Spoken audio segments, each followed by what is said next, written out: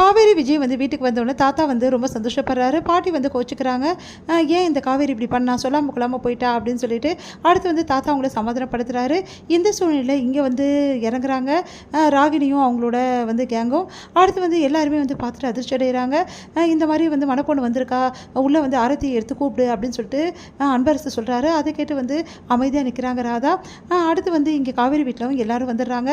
இங்கே பாருங்கள், ஆரத்தியெல்லாம் யாரும் எடுக்க மாட்டாங்க, நீங்கள் இந்த வீட்டுக்கு வர முடியாது அப்படின்னு சொல்லிட்டு விஜய் சொல்கிறாரு. அதை கேட்டு அதிர்ச்சி அடைகிறாங்க எல்லாருமே. உடனே வந்து ஏன் வரக்கூடாதுன்னு அன்பரசு சொன்னோன்னே, இங்கே பாருங்கள், இதுக்கப்புறம் வந்து நீங்கள் என்னை தயவில் இருக்கணுன்ற அவசியம் கிடையாது. அதனால் வந்து நீங்கள் யார் தயவில் இருக்கணுமோ அவங்க தயவில் இருந்துக்குங்க. அது மட்டும் கிடையாது, உங்கள் பையன் தான் இப்போ பெரிய பணக்காரன் ஆகிட்டாரு, பாதி சொத்துக்கு அதிபதி ஆகிட்டாரு. அவர் எப்படி இந்த மாதிரி சின்ன வீட்டிலலாம் வந்து தங்குவார்? அதனால் வந்து அவர் எங்கே இருக்கணுமோ இருக்கட்டும், நீங்கள் எங்கே இருக்கணுமோ இங்கே இருங்க. உங்களுக்கு தான் புது பணக்கார சம்மந்தி கிடச்சிருக்காருல, அவங்க வீட்டுக்கு போங்க அப்படின்னு சொல்கிறாரு. அதை கேட்டு வந்து செமையாக டென்ஷன் ஆகிறாரு அன்பரசு. உடனே அன்பரசு வந்து ஓ இந்த அளவு ஆகிடுச்சா, அப்போது நாங்கள் உள்ளே வரக்கூடாதா?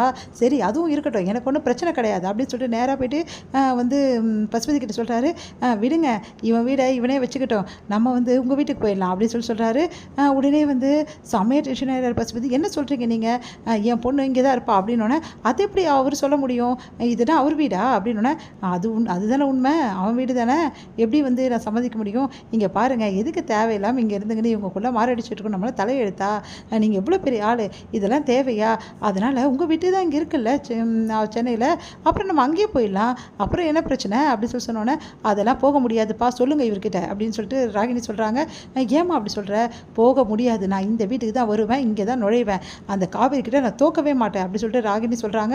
அதை கேட்டு வந்து இந்த பொண்ணு வேறு இப்படி பிடிவாதம் பிடிக்குது, இப்போ என்ன பண்ண தெரியலையே, ராதா நீ கொஞ்சம் பேசக்கூடாது அப்படின்னா நான் என்னங்க பேச முடியும், இதே சொல்லிட்டு எப்போ பார்த்தாலும் போய் எப்படியாவது பேசி இந்த பொண்ணை உள்ளே கூப்பிட்ற வழியை பாரு, புரியுதா, நம்ம வீட்டு பருப்பக வெளியே வாசலில் நிற்பாளா அப்படின்னோடனே ராதா போய் பேசுகிறாங்க.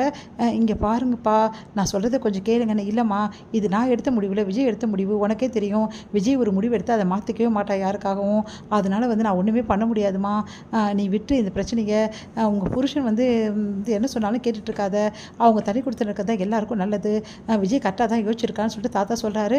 என்ன பண்ணுறது, ராதா தவிக்கிறாங்க. இந்த சூழ்நிலை விஜய் சொல்லிடுறாரு, இந்த மாதிரி வந்து இந்த வீட்டுக்கு வந்து நீங்களாம் வர முடியாது அப்படின்னு, இது எப்படி இவர் சொல்ல முடியும் அப்படின்னு சொல்லிட்டு ராகினி அவங்க அப்பாவும் கேட்குறாங்க. அப்போ தான் அவங்களுக்கு தெரிய வருது, இது விஜய் வீடு, விஜய்க்கும் வந்து சொந்தமான வீடு, இதில் அஜய்க்கு எந்த பங்கும் இல்லைன்னு சொல்லிட்டு தெரிய வருது. அதை கேட்டு ரெண்டு பேருமே அதிர்ச்சி அடைகிறாங்க. இந்த சூழ்நிலையில் வீட்டை விட்டு போங்க, இதுக்கப்புறம் இந்த வீட்டில் இருக்கக்கூடாதுன்னு சொல்லிட்டு சொல்லிடுறாரு, ஸ்ட்ரிக்டாக சொல்லிடுறாரு விஜய். அதை கேட்டு செமையாக டென்ஷன் ஆகிறாங்க. அடுத்து வந்து ராதா மனசு கஷ்டப்பட்டு அழறாங்க.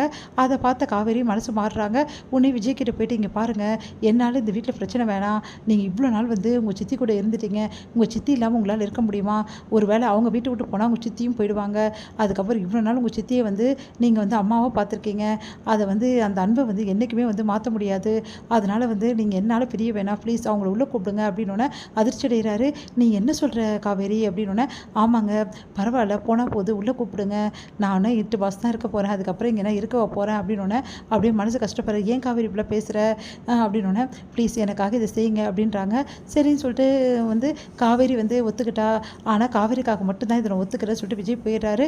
அடுத்து வந்து ராதா என்ன பண்ணுறாங்க, விஜய் ஒத்துக்கினா எனக்கு இது போதும் வாங்க அப்படின்னு சொல்லிட்டு உள்ளே கூட்டின்னு போகிறாங்க. இதெல்லாம் பார்த்து ராகினி செமையாக டென்ஷன் ஆகிறாங்க. அப்படியே வந்து உட்காந்துருக்காங்க, எப்படி நடந்துச்சுன்னு சொல்லிட்டு. ராகினி வந்து பெரிய வந்து முதலாளி அம்மா மாதிரி வந்து என்ன பண்ணுறாங்க, வேணும்னே காவேரி வேலை வாங்குறாங்க. இதை பார்த்து வந்து செமையாக டென்ஷன் ஆகிற விஜய் என்ன பண்ணுறாரு, அதெல்லாம் நீ செய்ய வேண்டிய அவசியமே கிடையாது, இந்த வீட்டுக்கு வந்து மகாராணி நீ தான் அப்படின்னு சொல்லிட்டு காவேரியை வந்து உயர்த்தி பேசுகிறாரு. அதே மாதிரி காவேரியை வந்து ரொமான்டிக்காகவும் காவேரி கூட இருக்காரு. இதை பார்த்து ராகினி செம டென்ஷன் ஆகிற